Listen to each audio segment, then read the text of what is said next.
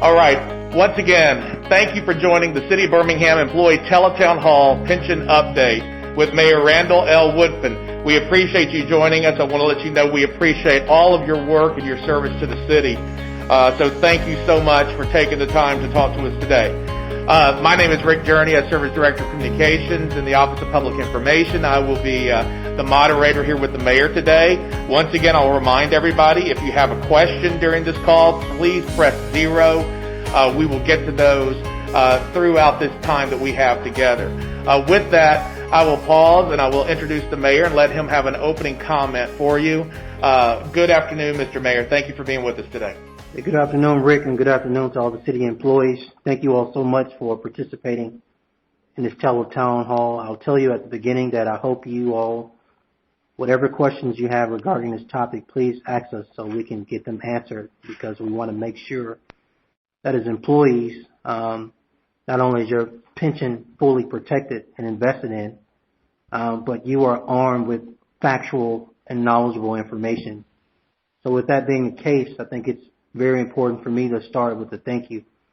That is not only for joining this call today, but thank you all for the service you provide on behalf of the city and to the citizens of the city. But mainly a thank you based on how hard the last year has been for everyone, especially you. I know this past year has been a difficult year due to the pandemic and its economic impact on our budget, and that's had a direct impact on you. But your continued commitment and service is very appreciated. I want to be clear also at the beginning of this call. You all have seen flyers. I've gone floor to floor. I've gone to some of the buildings that are not City Hall to share what I'm about to share now. I'll be recommending to the City Council that we restore merit pay, COLA, longevity, and holiday pay for all of our employees in this new budget. If you all will remember, that's what we did in 18. That's what we did in 19. 2020 was a hard year due to the coronavirus and not having our money to be where it is. And we will be back in the position in 2021 to be the same place you were in 18 and 19 related to merit, COLA, longevity. We first shared with everybody, I hope you all remember, back in November of 2018, that there were problems with the funding to the pension. A lot of you all have been here 20 plus years, so you can recall years ago the pension was not only fully funded, but the city of Birmingham and the employees were making a higher contribution. In the early 2000s, employee contributions were reduced, but in addition to that, so was the city contributions. And over the next 17 years, what's happened was the pension funding, unfortunately, was at a critical low level.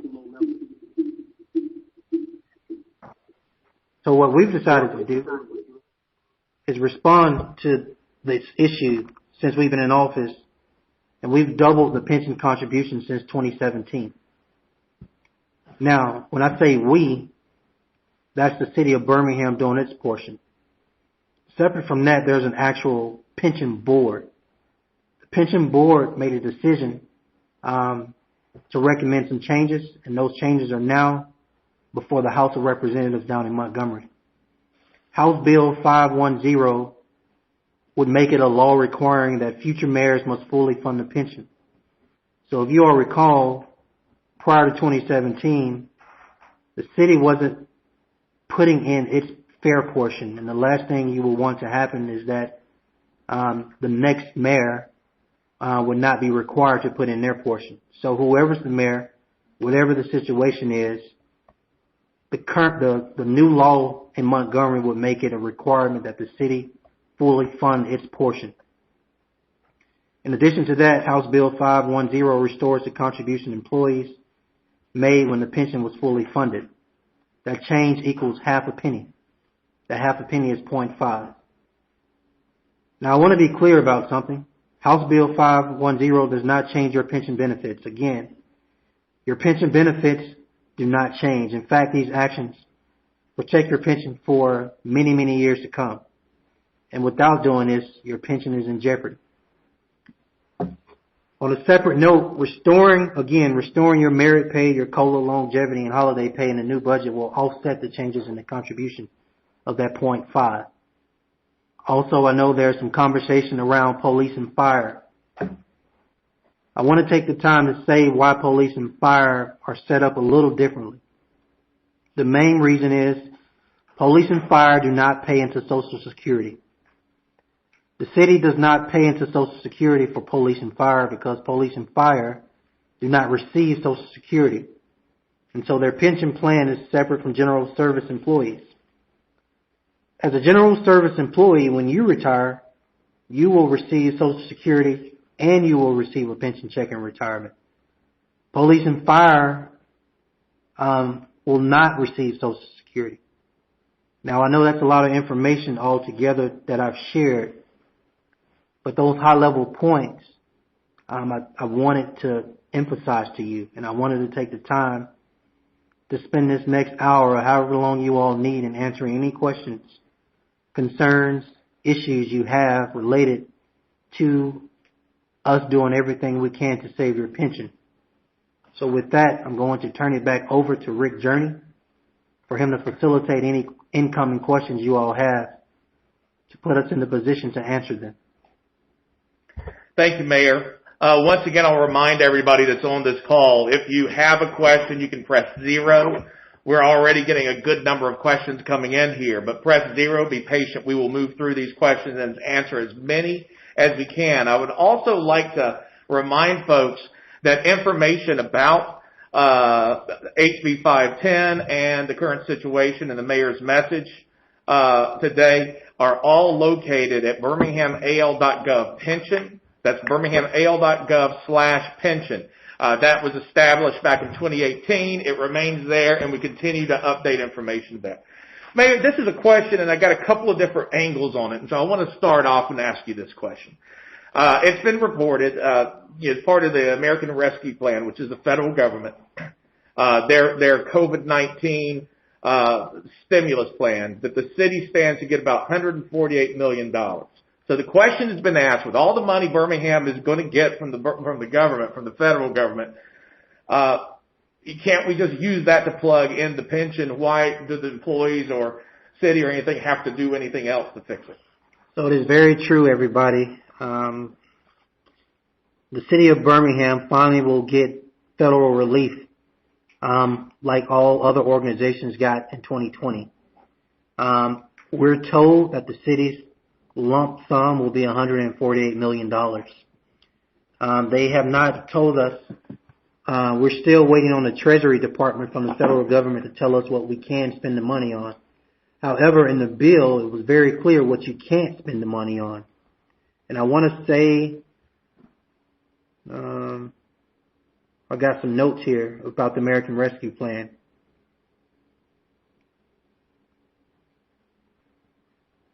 Bear with me 1 second. I'm pulling it up, everybody. While you're pulling that up, I'll just remind people. The summation is cities and states cannot transfer money to close any pension issues they have. So we're not allowed under this American Rescue Plan to spend money on our pension. I'm going to find a page for you in a minute, but go ahead, Rick. Okay, yes, sir. Well, let's go on and ask the next question. You touched on this, but I do know that this question has been answered a couple of times. Does this affect any currently retired person? No, it does not. I think that's an easy answer. This plan does not affect any current retirees. Okay, so our next question, what are we gaining from paying the additional money? Ultimately, what are we gaining from paying the additional money? I'm going to let Lester Smith answer that question.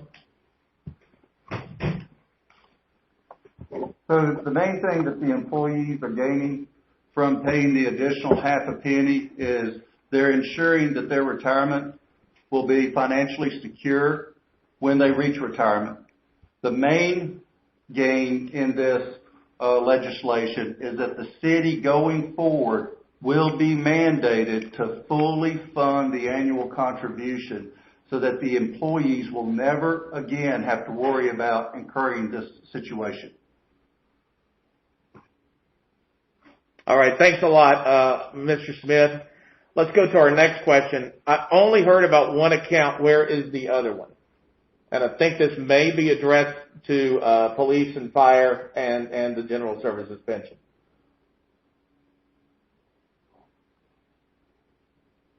Yes, it does. That's what they're referring to. So basically, when you have the pension board, you have separation of two. So if y'all can if you can factor me into that, you have basically essentially a pension board that's addressing police and fire as one portion of it, and then the general services employees as the other, because it's two different funds. Is that correct, Lester? That is correct. There's two pensions at this point in time. There's the police and fire pension, which is governed by a separate board, and then there's the relief and retirement, the R&R system.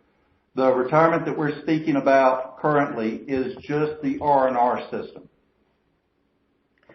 Okay, we have a question about the holiday pay that you mentioned, Mayor, along with COLA, longevity, and merit. When would the holiday pay be reinstated? Everything will be reinstated effective July 1. Merit, COLA, longevity, and holiday pay. And I believe this is kind of a short question, but I believe this is what they're trying to ask. When might we see the switch happen based on HB 510? If that goes into effect, that will take effect on July 1 too, correct? That's also everything would be effective July 1. Your pension, COLA, merit, longevity, and holidays. Okay, so our next question is,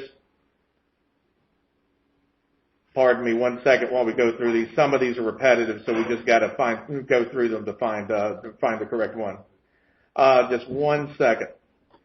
Okay, so since we know previous administrations causing this trouble, and it wasn't the employee's fault, why can't the city pay the 0.5% and the employees stay at the same percentage? I think the short answer is it's pretty clear. The city has doubled its contribution since 2017, and it's now 2021.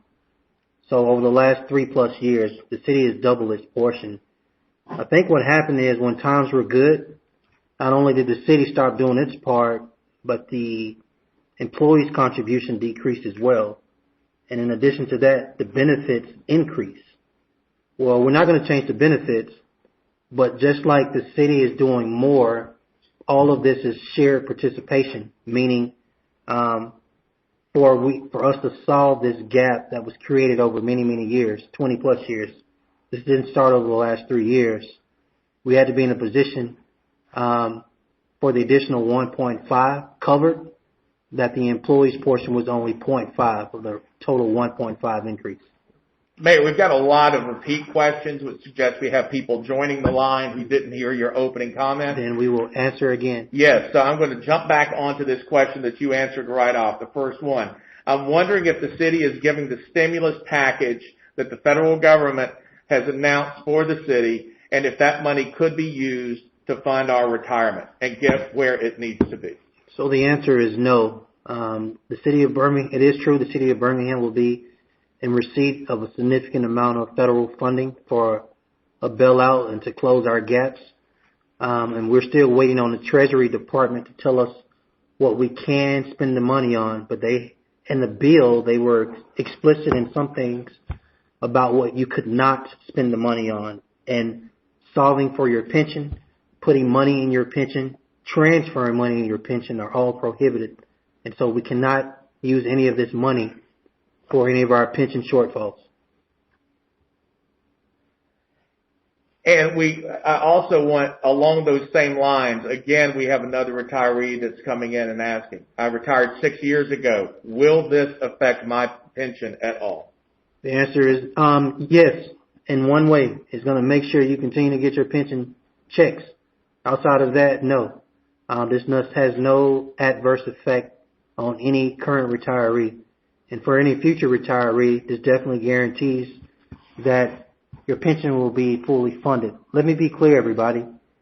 Without us taking action and without us boxing the city in, without current employees additional 0.5 and for new employees a change, we're talking about being in a situation where not only does the pension continue to be underfunded, but if there are ever any issues in the future, the general fund would have to be used to pay pension benefits.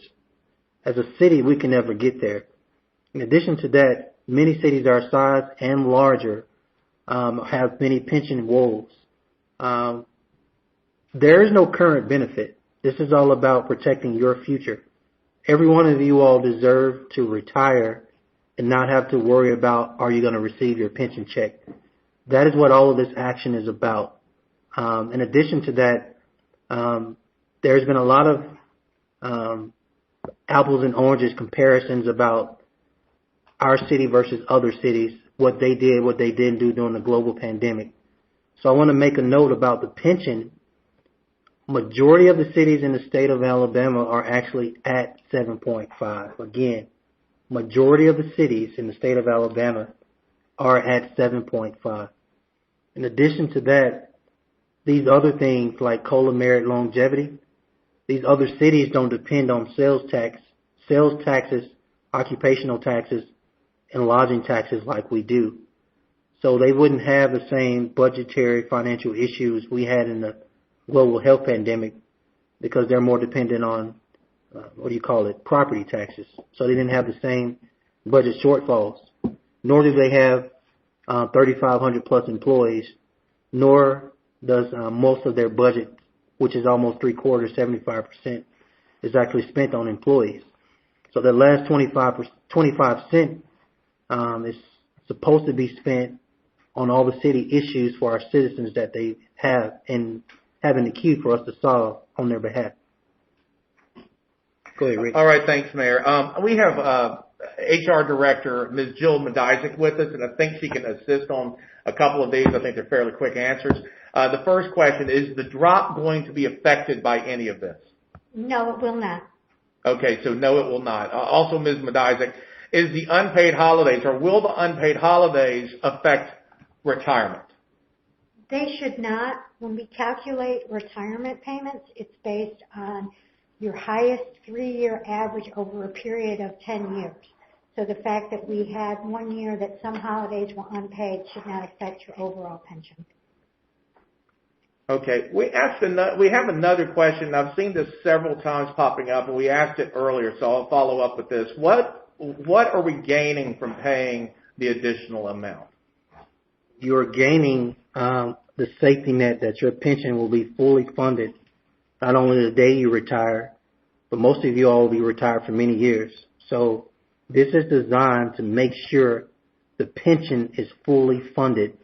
So when it's time for you, the individual employee, to retire, you never have to second guess, question, worry, or are concerned that you will actually receive your retirement check that you deserve. So here goes along the lines of what you just said here, Mayor. What is the plan to ensure that it will continue, that the city and the workforce will continue to fund the pension? So that's it. This law that's before Montgomery, this law that your pension board passed back in October 2020, boxes in the city to fully fund its portion, and it locks employees in at 7.5, and it changes things for the new employees coming in to make sure the pension is fully funded. Okay, next question. My question is, when do we receive the cost of living raise, and how much are we expecting to get? Would it be 0.5%, a 0.5 cent at this time as a cost of living raise, or could you give us an amount of what we are expecting to receive? So they're basically looking to see if you're ready to say what that actual amount is for cost of living, for COLA. We're trying to determine now. We don't know. We're still trying to see the projections, what has come in business license, sales taxes, etc. What I can tell you on a low end, it'll be 1%, but we're still trying to see if it can be higher. Our next question, my merit raise, and Mayor, I was with you recently at DPW on the East Division. and I know this question popped up with one of the gentlemen there. This person said, my merit raise was due in May of this year. Will I have to wait until May of next year to receive it? Unfortunately, the answer is yes. Just to kind of expound on that, the merit raises are frozen during the fiscal year, so it's going to go through the entire fiscal year before that will begin again. Let's follow back up with another question. Stand by right now while we look and see if we have anything new. We've talked about the COLA. Just a moment. We still get questions about, does this affect current retirement? No, this does not affect current retirement. One question, and I think this has kind of been touched on, if I was due a merit raise last year and a merit raise this year, are we going to get two merit raises, the one from last year and the one from this year? No, you will only be able to get one merit raise.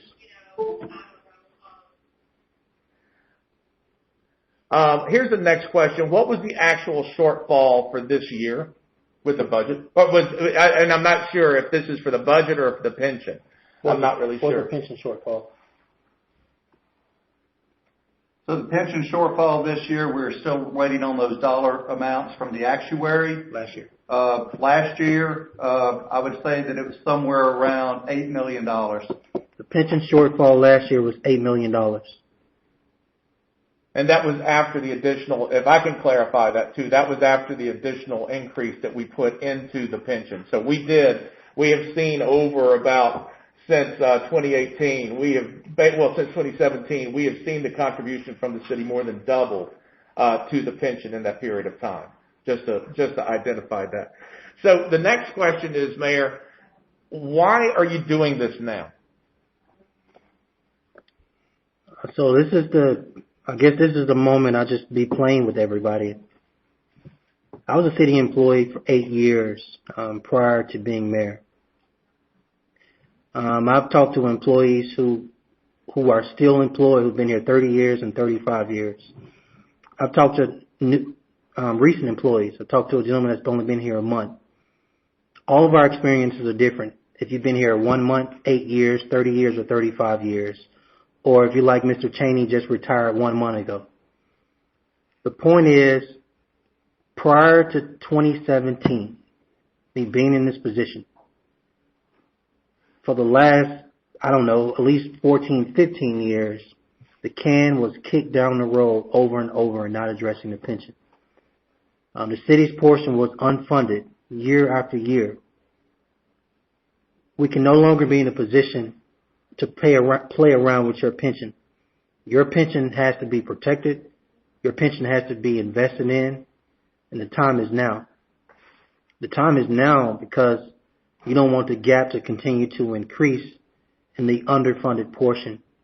Nor do you want the city to be in a position where pensions are now treated as liabilities. And if you don't fully fund it, you're in a position where you can't borrow money.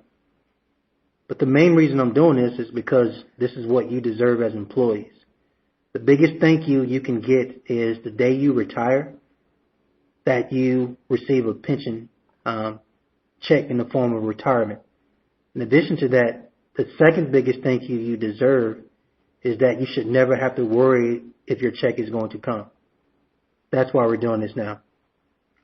This doesn't benefit me. This benefits you, the current employee, the future employee, and the current retiree.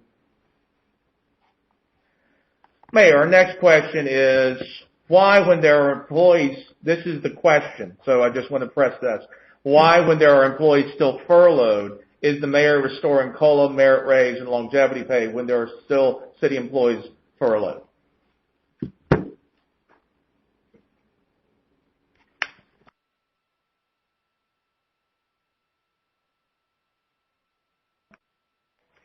There are currently in the city of Birmingham only 6 employees furloughed. I needed to verify that number. So there are only 6 employees furloughed. Everyone else was only furloughed, I believe, close to 8 weeks. Everybody else is back minus those 6 people. All right, so let's go on to our next question. This one, and I might, I think you will, I'll let you answer it, and then I'll put in what Jill has been passing along to me. I've got several questions asking if there is, what are your thoughts about a COLA or cost of living adjustment for the retiree pension, for the pension? Is there any thoughts on that, or why has that not happened in the 15 years that this person says he's been retired? That's a good question that I'll let HR or finance answer. I've never thought of that. So whatever I say, I would be making up because I don't know. The first step for any kind of increase of that nature would have to be with the board. And once the board made that decision, then it could be pursued further.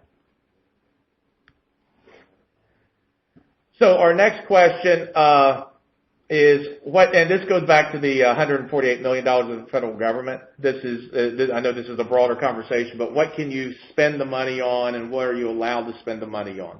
We are still waiting on Treasury to tell us what we can spend the money on. We know if we have any budget shortfalls that will allow us to spend money on. We know what we want to spend it on, but we don't want to get ahead of ourselves with the wish list and then the federal government tell us you can't do that. So we're trying to be as patient as possible. We hope that the Treasury Department gives us some guidelines in the next week or two, and then we'll be in a position not only follow up with you, but follow up with the City Council. Mayor, I'm going to ask a similar question again. Is the unpaid holidays affect our retirement? Just to follow up on that, the answer is no. According to Ms. Bedizik and HR, that should not have any impact on your retirement because it was a one-year event only. So the next question, and I'm kind of merging a couple. Why can't we get information from the pension board online? And also, why haven't we gotten more information on this situation? I think two things. We, as in the pension board, can always be better communicators. And what I'm told is before this past October of 2020, different employee group members, general service employees, fire employees, public works employees group, as well as police, all of them took this back to their members prior to the vote.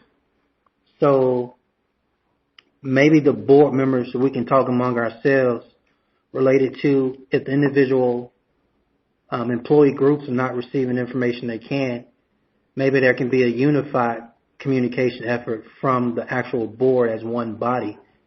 But from what I've been told, prior to the vote of October 2020, when the board voted on these changes that's before you all, the employee member money to the pension. Carol Smithman never gave.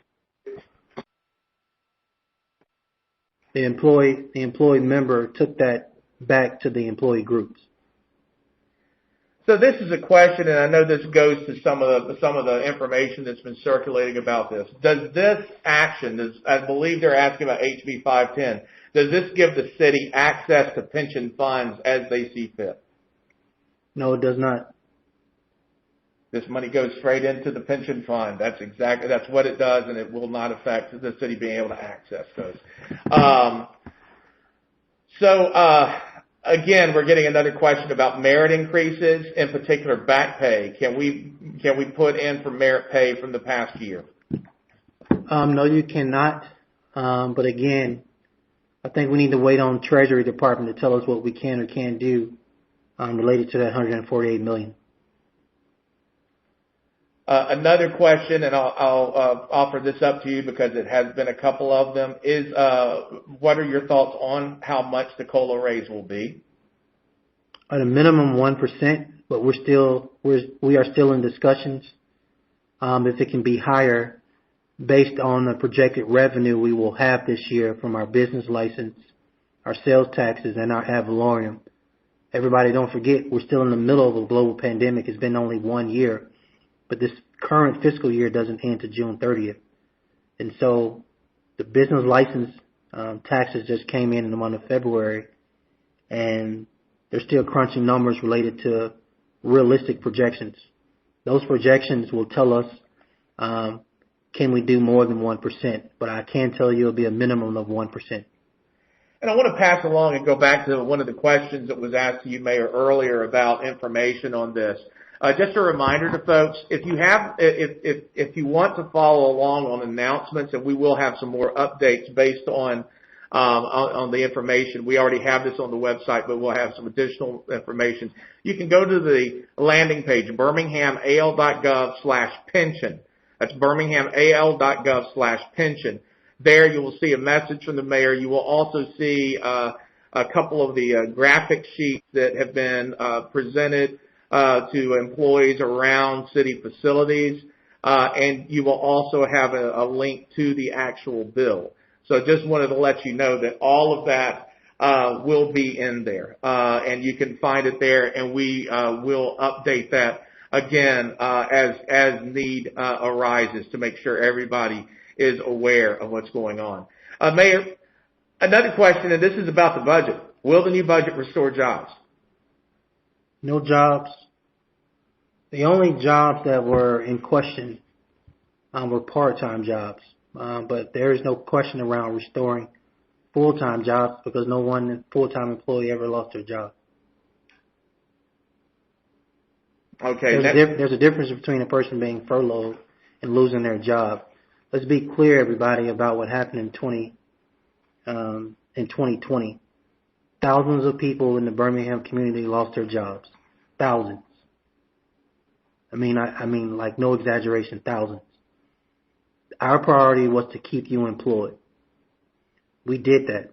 I believe a few employee groups were furloughed up to about 8 weeks. But separate from that, everyone actually kept their job for the city of Birmingham. Okay, thank you, Mayor.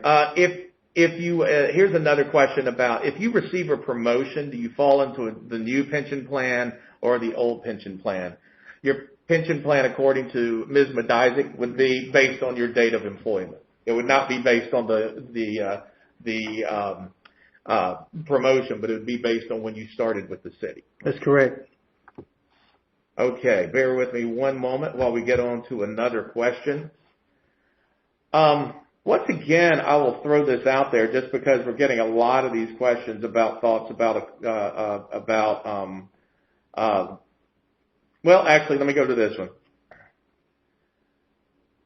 If there is $148 million is that more than 1% rate that goes back into the federal stimulus money?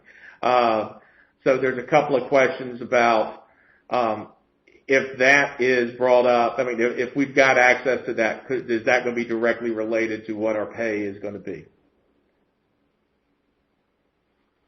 Again, I'm not sure because we don't know what we can spend the money on yet. And so we're waiting on guidance from the Treasury. Not only would it be premature to, I guess, I shouldn't speculate. I know what I want to do, but I'm not sure if we can do that. Okay, the next question, I've got two versions of this, but I think it's the same question. What do we do if HB 510 doesn't pass? I think we would be in bad shape. It would keep us from being able to fully fund our pension, everybody. We would be left to question what happens in the future. In addition to that, who's to say any other administration will make this a priority? So I think all of you all, and I've gone to all 10 floors. I've been out into various stations in the community, public works, fire stations, etc. And the thing I get over and over in person is, thank you for doing this. Look, this may not be popular. It may be a hard pill to swallow, but it's the right thing to do. So I think if anything, I want to encourage you all to call your state representatives and tell them as an employee, you want this passed. Please support this. Because you all should know there's an intentional design campaign that for some reason people are against this, even if it's the right thing to do. So at a minimum, balance the conversation. If you are an employee and you believe this helps, and more importantly, if it doesn't pass, it hurts the future of our pension, which we believe it will, I want to encourage you, and I'm not going to give you no talking points. You just say how you feel as an employee. We finally have a pension board that's made the tough but right decision. We want our legislators to support this because we want the future of our pension secure. So our next question about current employees. This question, does this plan eliminate spousal pay for widows or widowers for current employees? No, it does not.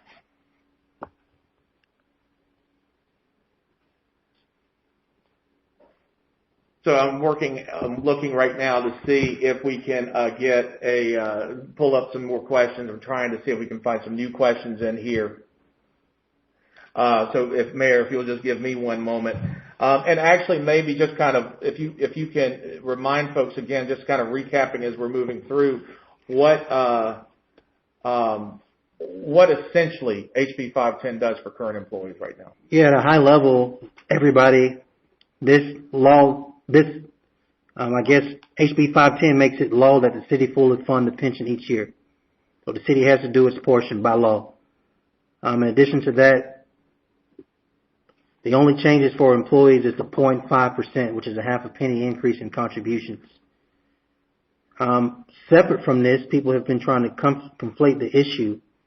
But the question was, why do I have to pay this additional 0.5 if the city, starting July 1, if the city is not going to reinstate my non-holidays without pay, merit, COLA longevity? That was a one-time deal because the city was broke last year. So for clarity's sake, your merit, your COLA, your longevity, and your holiday pay will be reinstated starting July 1.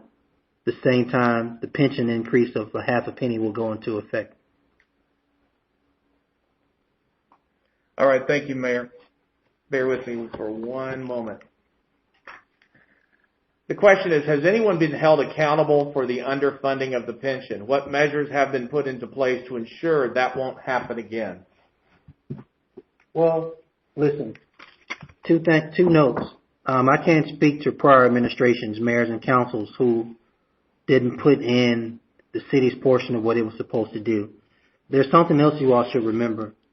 There hasn't been one, but there's been two recessions in the last 20 plus years. Most of the deterioration in funded status for the city of Birmingham's pension can be traced to investment returns being less than assumed, especially around the years that ended in 2008, if you all recall, and 2009, when the whole country was hurting really bad. Okay, Mayor, and I'll turn to Mr. Smith, Lester Smith, in finance on this question. What is the city's current bond rating, and how will the current situation impact the bond rating? So everyone will recall back in February of 2019 and March of 2019, the city underwent its credit review. At that point in time, Fitch downgraded the city's credit rating.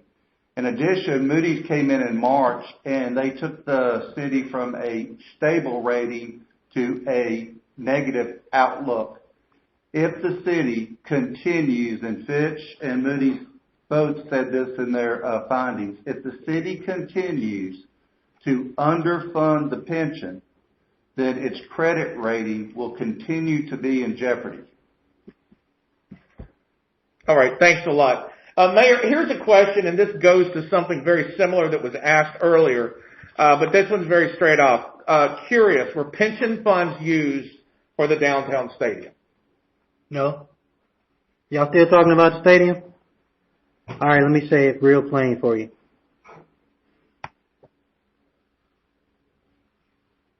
As a city, we depend on tourism. As a city, we depend on sports and entertainment.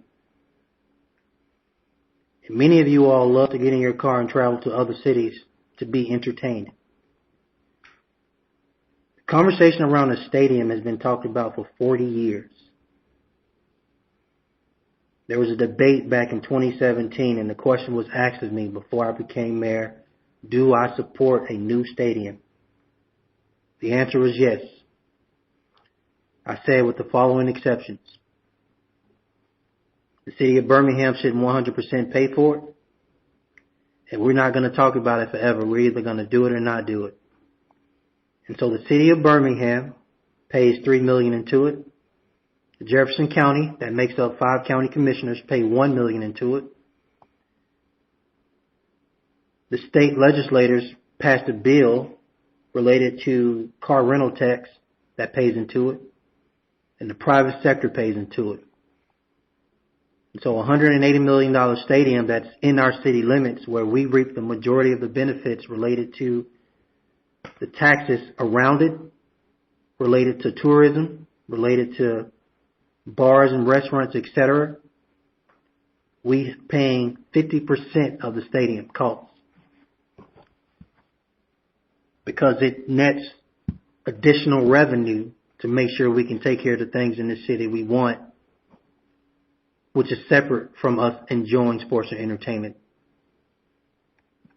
Does anybody else have any questions on the stadium? I'll gladly take them. I think the key thing is there has been some confusion and some claims. So just to clarify, the city does not go into the pension to use it for other things. Money put into the pension is money put into the pension. It is not used for the stadium. It is not used for any other things. It is the money that is in the pension is not pulled out to use for other issues. And I think that's the one key thing. Well, not to mention that whatever revenue is produced in this area actually goes into a neighborhood revitalization fund to support the things that citizens are concerned about, such as street paving, filling potholes, sidewalks, things of that nature. Thank you, Mayor. So I would like to ask Mr. Smith to join us on this question is again from Finance. What is the current percentage that is funded for the City of Birmingham pension, and how does that compare to other municipalities in Alabama? So currently for the year 2021, the City of Birmingham was only required to contribute 9% into the pension fund. This administration made the decision to go above and beyond the 9% and fund the pension at 14.5%. Okay. Currently, that puts the City of Birmingham, I would say, within the top 30% of other cities as it relates to their contribution rate. If this bill passes, the city's contribution rate will more than likely increase from 14.5% up to 18%. All right. Thank you, Mr. Smith, for the answer on that particular one. Bear with me as we kind of run through these questions, continued questions here. So we'll go back to another question. This is dealing with merit raises and also a question about hazard pay. So when will we receive merit increases, and why are we not receiving hazard pay? City of Birmingham, related to merit, COLA, longevity, all will be reinstated in the new fiscal year starting July 1. So everything starts in pretty much 90 days. In 90 days, all of these things will be restored. The hazard pay, I think the street term is the City of Birmingham was broke. We weren't in a position to pay you hazard. If we were in a position to pay you hazard, it would have put us in we would have not taken away the COLA, merit, and longevity. I'm telling y'all, I promise you, I know there's some, fear out here, and I want to put that to bed. The City of Birmingham was generally underfunded last year related to money coming in. You all make up the majority of money that goes out. So if it came in less, unfortunately, city employees received less. That less was in the form of longevity, merit, COLA, and those non-holidays because the priority was to keep you employed. All right. Thank you, Mayor. Next question. Explain why the state was able, and I'm not sure if this I can't verify this number with the number they use. Explain why the state was able to generate 3% income, but the city has a shortfall this year. Well, the state of Alabama has some very different revenue streams than the city does.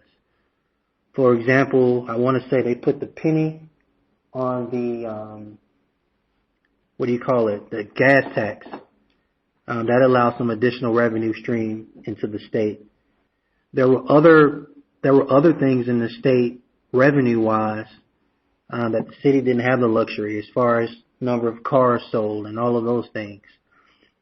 We literally cannot compare ourselves to the state of Alabama. You can't compare us to any of these other small cities within Jefferson County because everybody's tax structure is different. You know how everybody say how we always compare to other cities like a New Orleans or Atlanta? Well, here's a similarity. All three of us, those cities I just named, are heavily dependent on tourism. If you have a 800-room hotel that's been closed for a year, the city of Birmingham has not netted any lodging taxes from that one hotel, and there are many other hotels that had issues. If we didn't have events at Workplay, if we didn't have events, conferences, and things of that nature at the Birmingham Jefferson Civic Center, then you didn't really bring in tourism. And so no one traveled to our city and ate in our city and had fun in our city. Hell, even the people that live here, we were on timeout for a while, and all of our favorite stores were closed for quite some time. So sales taxes weren't generated for the city at the level they were in 19 and 18. Lodging taxes were not generated at the same level in 20 as they were in 19 and 18. And occupational taxes across the entire city, because places were closed, people were furloughed or fired, we weren't netting those occupational taxes. So, with that being the case, what we brought in is going to always be different from what any other city in Jefferson County does. It's going to always be different than what the state does. You all see our numbers. Our numbers are very clear what comes in every year. And so that's one of the things we're extremely transparent about.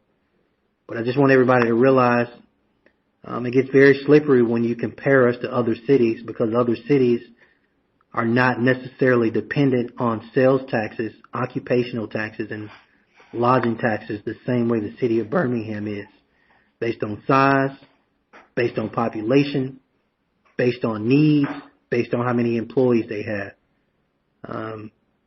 I don't think there's any other city in the state of Alabama that has 3,500 employees. So when you consider that you all are the priority related to the majority of how we allocate money that comes in, how it goes out, there's only a quarter left to do with all these other things.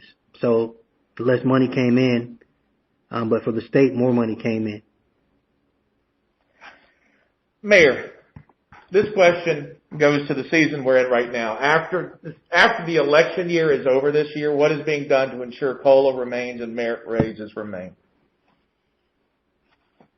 The biggest thing, as long as I am mayor, with the exception of 2020 because of a global health pandemic and the entire economy shutting down, as long as I am mayor, the city generating revenue at a level it's supposed to be, I'm going to always recommend COLA, merit, and longevity.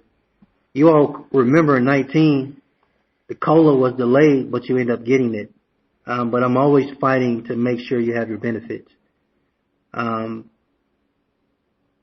think the other thing I want to say related to this topic is the state of Alabama and the city of Birmingham, unfortunately, we generate our revenue on a regressive sales tax. That's bottom line. Every tax is not flat, so it fluctuates. If it fluctuates, then it's hard to box in and say we're going to do this year, because if there's less money, then where are we going to get that money from? The main thing we saw for an order is your base pay, your pension. The other things we want to do every year if the money is there, with no hesitation. All right, thank you. And Mayor, I think it's a valid point if Ms. Madizik with HR can join us as well. I know that there's been some asking about ensuring merit raises, but it was special circumstances only allow for the action that took place with merit raises. Is that accurate to say, Ms. Mediza? That is correct. Merits are automatic unless the city takes an affirmative action to say that they won't take place. Merits were frozen for fiscal year 20. And that was because of the situation dealing with the pandemic, which the mayor was discussing. Okay, I'm moving through here one more time, Mayor, as we. This person asked, I want to know, is there any education for employees about how the pension actually works? Can there be resources for something along those lines about how the pension works? So this is the part that has definitely piqued my interest. I think there are a couple things we can do. I think one is for any new employees that come in, I think part of their orientation should definitely be a more enhanced detail of how the pension works. I think, too, for existing employees, please be reminded that you have an employee representative on the pension board. I have to say this again, and I want to say it over and over. As mayor, I don't make any decisions about your pension in isolation. I am only one of 9 pension board members. So the pension board has employee representatives that represent the employee groups, general service employees, police, fire, and public works. In addition to that, there are 12 meetings a month that are open to the public and you as employees. I encourage you to attend, whether if they're in person or to listen to them now due to the coronavirus online. It is open to you. We can't hide anything. All of our meetings are very public meetings. And the last thing I would state is we can always do more town halls where we just answer any questions you have.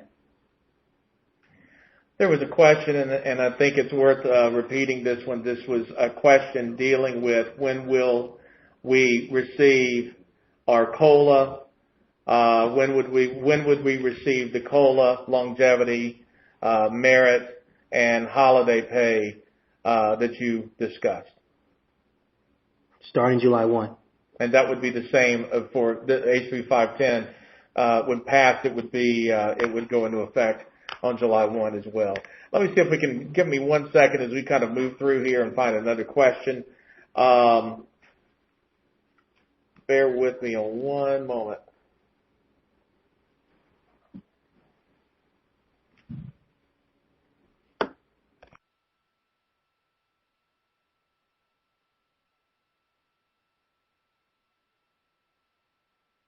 Why have your administration agreed to the stadium when you knew you had an outstanding pension debt? I believe the question is, why has the administration agreed to support a stadium when you knew you had an outstanding pension debt? So a couple things on this. I think we actually voted to support the stadium prior to having a full understanding of the pension debt. But as I've explained to people, as an administration, you all should appreciate, I hope you can appreciate this. We're going to walk and chew gum at the same time. I supported the stadium even if we needed to solve for our pension. The same reason we have to pave streets even if we have a pension debt. The same reason we have to fix sidewalks and fill potholes if we have a pension debt. Same reason we need to pick up trash if we have a pension debt. I can't just shift all money to paving streets even if it's $50 million worth of paving streets. I can't shift all money to fill the pension hole even if it's only $8 million. We have to walk and chew gum at the same time. There's only a finite amount of money. I can support putting all the money in the pension, but you wouldn't like that because in exchange for that, you probably couldn't get a COLA, merit, and your longevity. Everybody wants it all. What we try to do is strike a balance and give you a little bit of everything you want. In addition to that, I want to make this very clear. Previous administrations, mayors and councils combined, because council members voted on every budget where the mayor did not put in the city's requisite amount it was supposed to, not only knew it was a debt, but voted on the budget. They chose what they did, like they chose Regents Field, like they chose Crossplex, and like they chose all of these other things. What we have done is says we're going to walk and chew gum at the same time. We're going to solve for our pension, but we're also going to work this 5-year paving plan. We solve for our pension, but we're also going to support economic development in sports and tourism. We're going to solve for the pension, and we're going to do all these other things our citizens want us to do.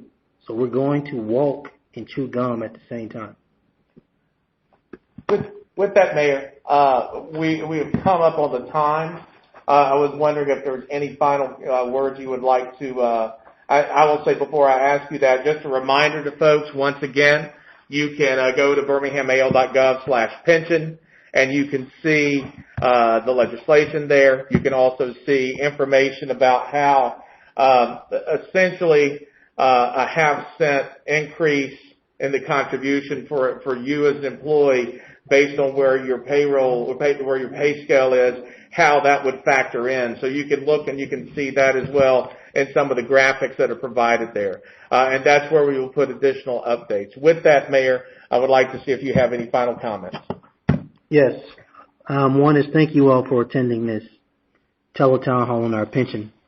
This is our 13th city employee teletown hall since the coronavirus broke a year ago.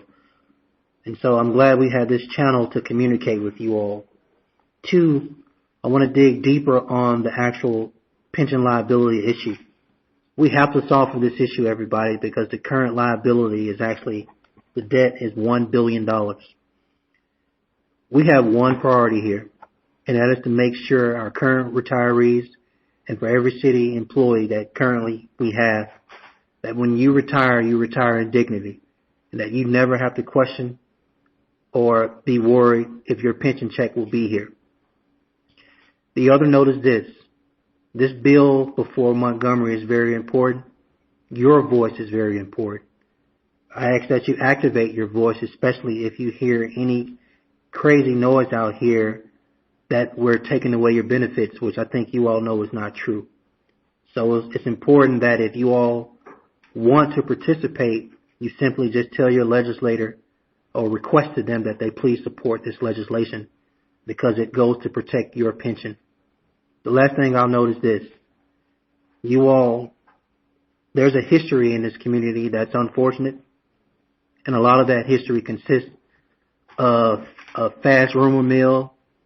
It consists of people making up stuff and posting it in the bathroom and by the time clock and all of that things. I hope you all know that anytime you have a question, you can ask me. Randall.woodfin@birminghammail.gov. I hope you know you can call our office. We'll always answer your questions or any concerns you have. But my main thing is this. I want you all as employees to always be armed with factual information because people will try to play you. People will try to put departments against each other, which I've seen lately, which is actually disturbing to me. And the other thing they'll do is have you believing that this administration is not fighting for you. None of us like 2020, but 2020 was very different than 18 and 19. And I look forward to restoring you all back to where you were in 2021, just like 19 and 18. With that, I hope you all have a good rest of the day. Please let us know if you need anything.